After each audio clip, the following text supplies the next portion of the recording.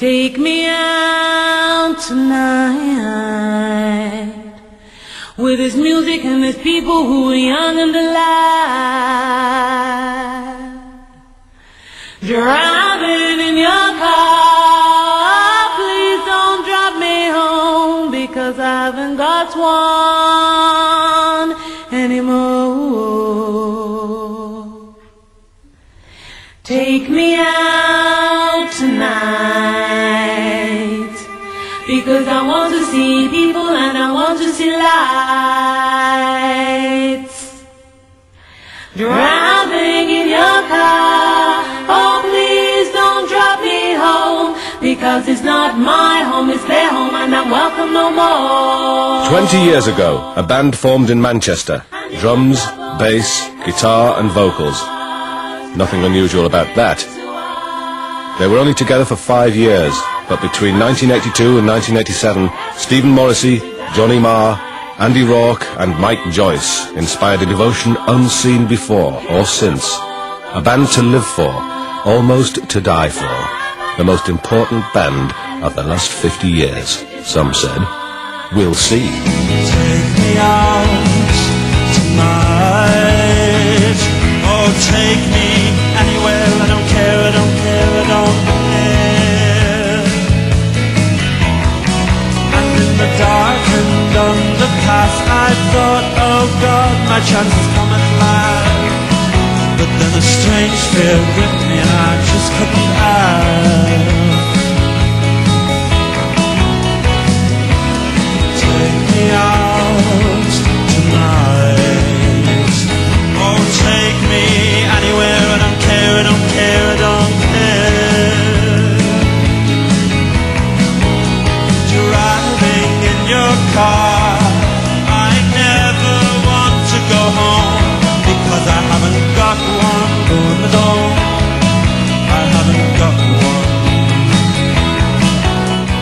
Stephen Patrick Morrissey was born in Davyhulme in West Manchester in May 1959 of Irish parents. His early years were spent in Hulme and Moss Side before the Morrisseys moved to King's Road, Stretford, just south of the city centre, in 1969.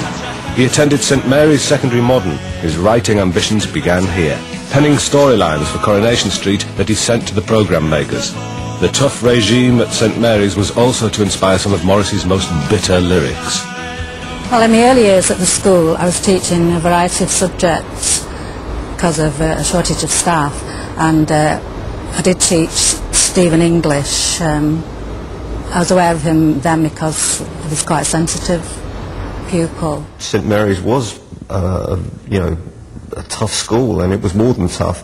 And I think when I'd heard the Headmaster Ritual, which was on the first track on Meaty's Murder, which was, a brutal indictment of his school days, for instance, and I remember finding an inspectorate report on the school, and it said there were 92 instances of corporal punishment within a term or something, which was, scarcely warranted. He wouldn't have been at the end of any of members of staff aggression, I don't think. He might have felt that he wasn't appreciated for his, what I call his sensitivity anyway. I think maybe some of the male members thought he was a bit effeminate, Because the years previous to the Smiths were quite dank for me, I could see this as my absolutely, perhaps sole key opportunity to do something constructive and to do something worthwhile. Well, Morrissey was always a strange creature, even from his teenage years. He was in many ways a pop star in waiting, but albeit a very frustrated one. I mean, he used to write endless letters to the music press, and they're all there for archivists to see to this day if they choose to look.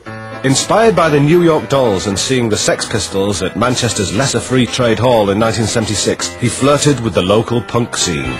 By 1978, he'd already played in bands like the Nosebleeds and Slaughter and the Dogs. I thought Morrissey was incredibly talented as a lyric writer, but then he was very introverted. He was this shy man who, you have to prise him out of his shell. He didn't have a lot to say. I mean, there was a lot going on upstairs, obviously. Being exposed to Morrissey at his early stage before he blossomed into what he is today, was interesting too. Johnny Marr was from Ardwick, 4 years younger than Morrissey but also of Irish stock. His musical ambitions started early, playing with teenage guitar bands like White Dice and the Paris Valentinos. These bands featured future Smith Andy Rourke and future bin man turned Weatherfield councillor Kevin Kennedy. To be honest, I mean, it was a privilege really to see that germ of genius in Johnny's bedroom, where he played this really knackered, it looked like a Fender Strat copy, and he was really into Rory Gallagher, so he got this Fender Strat, and he stripped it of all the paint, so he's down to the wood. And I watched Johnny play then, you know, and I thought, wow, this guy is going to be brilliant, because I still think he's probably the most melodic guitarist I've ever seen, and I think he's probably one of the best in the world. I'd say my style is influenced by basically American and English folk guitar. I just take it and sort of try a little bit more aggressively and go. It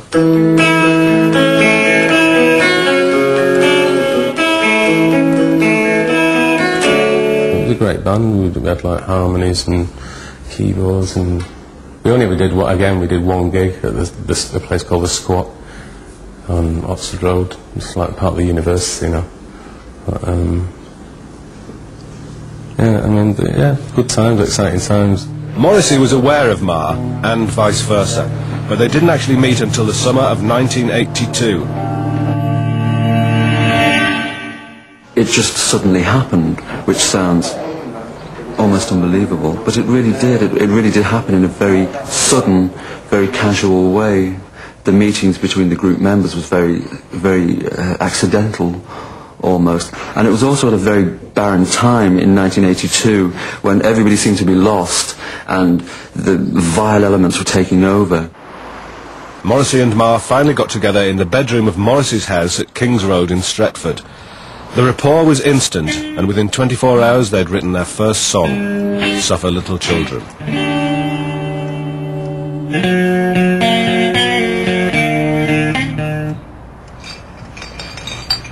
Slowly a band lineup came together, and so did a name.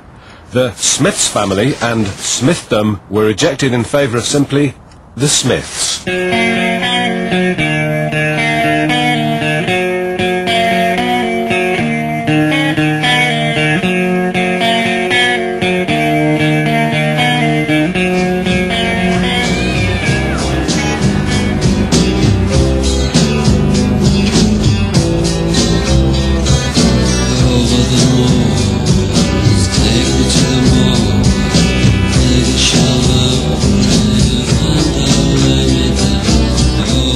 The original lineup of the Smiths, I suppose, if you considered it a lineup, would have been when they recorded their first demos, when they recorded Suffer Little Children and The Hand That Rocks the Cradle. They brought in a bassist named Dale Hibbert, who was at the studio at the time, and so he was appointed bassist. And in the early days, there was a possibility that we were going to be a gay band. All the time, all they were saying was, well, what happened was, when I originally started, I got carted off, given some clothes, these are your clothes, taken to a hairdresser's, this is your haircut, and they said, well, we're probably going to have an image as a gay band, and it didn't really fit in with the fact that I was married with kids at the time.